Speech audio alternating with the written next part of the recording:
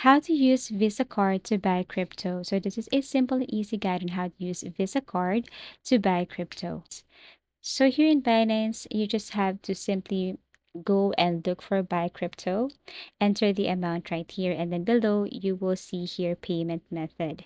What you're going to do is you have to click this one, and basically you need to add your Visa or debit card.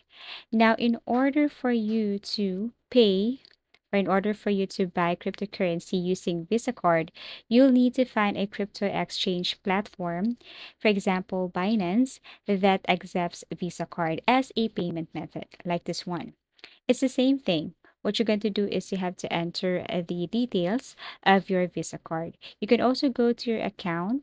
Okay, tap this one right here, and then you have to look for payment method or payments.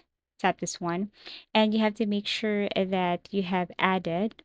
But take note, in order for you to add payment right here, you must be fully verified. You need to submit documents in order for you to be fully verified here in Binance. And once you're fully verified, you can now buy crypto using your Visa card. Thank you so much for watching and see you again in our next video tutorials.